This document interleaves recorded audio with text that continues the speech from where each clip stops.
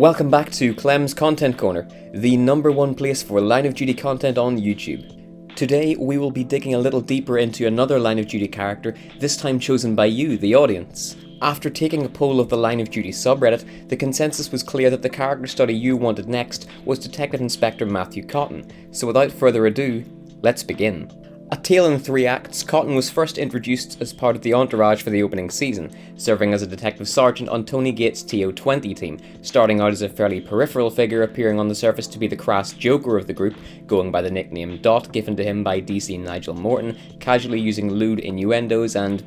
making a mess of Steve's car. But he was kept out of enough of the action that we didn't suspect him of being the real bent copper of the season, despite some clever foreshadowing along the way. This is developed in Season 2, as he sets up the ambush of Tommy Hunter, giving the first outings to the codename The Caddy, with Season 3 then resolving the character arc with Dot having to do more and more bad deeds to cover his tracks, trying to pin the blame on Steve, appearing to develop romantic feelings for Kate in the midst of it all, and ending up in an action-packed chase in what is still seen by many fans as the best season finale Line of Duty has given us after 8 years on our screens. So what kind of character is Dot? I've described Lindsay Denton as a maverick cop and John Corbett as a lone wolf, and continuing in that vein, the character model I would most associate with Dot is that of a mole. Someone the good guys think is on their side, but is actually working for their adversaries. It's not an uncommon type of character to have around, and in general, Line of Duty does have quite a lot of archetypal characters, but manages to create distinct identities within those character models by either subverting the tropes of the template, like with Lindsay Denton, or fleshing them out with a lot of unique character lore, like John Corbett. Which of these does Jed use to beef up Dot's outline? Well, as much as I like the allusion to Dot's troubled past, with drinking and gambling problems mentioned, his grooming as a youth by Tommy Hunter being a huge turning point in his life, the breakdown of his marriage, all before the events of the series, these fleeting tales provoke thought rather than cementing points about the character. We don't know how much of what Dot says about his past is as he describes, when lying to keep his real identity hidden is such a big part of who Dot is, and I think that's a great part of the storytelling with D.I. Cottan. There's a lot of room for the audience to use their imagination as to why his marriage might have really broken down, whether his addictions might have been a cover story or coping method for his OCG activity, and just who his debts might have seen him indebted to. So I think what makes this character distinct in their role, in terms of what is established in the narrative, is the subversion of what we expect from a mole character. An extreme example, but if we look at a character like Wormtail from the Harry Potter series, first introduced in The Prisoner of Azkaban as someone Harry's parents had once considered an ally and whose betrayal cost them their lives, every measure is taken in both prose and on the screen to make him appear overtly weak. Cowering in front of everyone, hesitant to speak, hunched over, hands drawn in defensively, as if he is anticipating the worst at every moment. Wormtail is completely subservient to whoever can offer him the safest deal, never striving for or even showing much desire for any freedom or responsibility of his own. In his opinion, being small fry keeps him safe because he isn't worth hurting when there are more important figures at large. Fantasy is of course never going to be like for like with police drama, but this expectation of a weakling yes man of a mole character is so at odds with what someone like Dot is, and I think that's a big part of why we don't suspect him as being an infiltrator in the first season. Craig Parkinson, who portrays Dot, is 6'4". He's usually the tallest character in the room. Along with Dot's sure-footed demeanour and blunt, unaffected brand of humour, he isn't the kind of person you'd suspect of being someone's pawn. When Cottan decided to leave surveillance a few minutes early in the opening season, whilst I didn't believe that Gates had ordered this, I just figured Dot was being a bit lazy at a very inopportune time, because it was easier to think of the pub-going joker as being work-shy when it came to the late shift than doing dirty work for somebody else. Dot also wasn't planning on holding tight to the caddy role forever. He saw himself safer in the positions of power, with more room to delegate down the ladder and keep his own hands clean, even hoping to retire once he had thrown AC-12 off the trail. And this brings me to one of Dot's most significant character relationships, his subservience to Tommy Hunter. Despite having just one short scene together, Hunter had maybe the biggest impact on Dot's life of any Line of Duty character so far. Dot began working as a literal caddy for Tommy when he was still a child, with Hunter pressuring him into going into the police to serve as an embedded agent for the OCG. It's the reveal that Dot once worked as a caddie that later provides the context to see things as they really are for the first time, with Dot having suspended surveillance on Greek Lane, claimed Gates had put him up to it, and questioned Kate as to whether Gates was the only target of her undercover op, all in plain sight. But it's only with that connection to Hunter, a criminal organiser and golf enthusiast, that the illusion is broken, and whilst Season 1 was a bit rougher around the edges than subsequent batches, that piece of misdirection was some of the show's best, and I'm yet to come across anyone who twigged that Dot was the bent cop and not Gates, before that first caddying reference was made in the conversation between Cottan and Hilton, even though all the clues were there.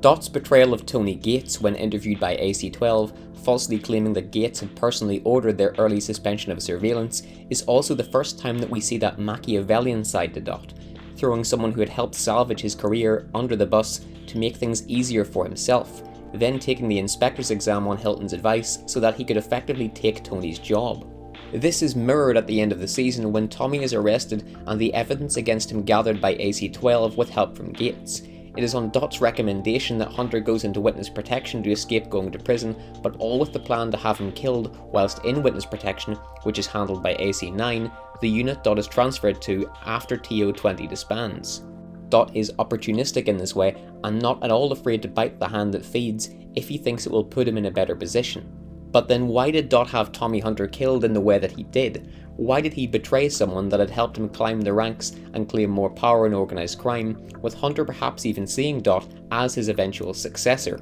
Well, on the face of it, Dot was wary that Tommy could let slip that he was a bent copper. After all, Hunter was granted immunity on the grounds that he would help provide information to bring down other influential OCG figures.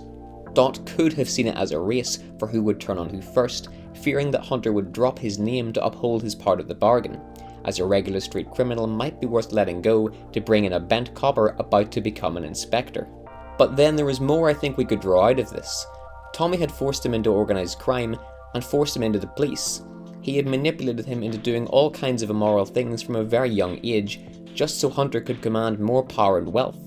Hunter may have even been abusive to Dot, just as he abused boys of a similar age at Sandsview Boys' Home around the same time, and whilst that's really just an unfounded theory that could potentially line up with events of the series, and one that may require a video of its own to examine properly, Dot had plenty of personal reasons to hold a grudge against Hunter for the life of crime he had forced him into, which may have just pushed him to have Hunter taken out in a particularly brutal fashion. Season 3 marks the final chapter of Dot's story, having to go to greater and even more immoral lengths to keep his ties to organised crime from being found out. After discovering that Danny Waldron was hunting down child abusers from his past, Dot, fearing someone from Danny's list might out him as a bent copper, has Danny murdered by Harry Baines as repayment for Harry's OCG gambling debts. His manipulation of Baines' begrudging compliance, and shameless lying in the aftermath leaves a great sense of irony because it sees Dot use somebody else in the same way that he himself is unfairly used, and yet he feels no sympathy for Harry. By the end of Season 3, Dot has become everything he hates.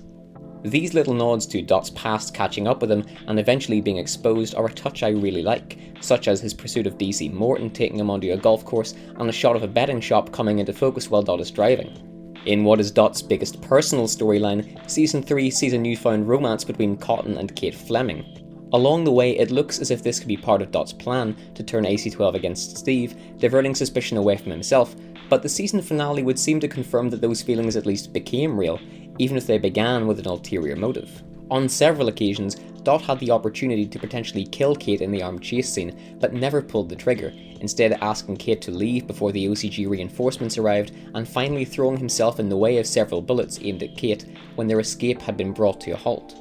So with Dot's role in the show established, let's examine his personality and where Dot would fall on the alignment spectrum. In regards to the law, he definitely didn't adhere to it, but I never got the impression he actually enjoyed breaking the law or disobeyed laws out of principle. Dot broke the law because it was necessary to keep his identity a secret, whilst also keeping his OCG superiors content. In regards to his morality, whilst he had many more bad moments than good ones, again this wasn't because he actually enjoyed immoral acts, or even enjoyed the profits of immoral acts.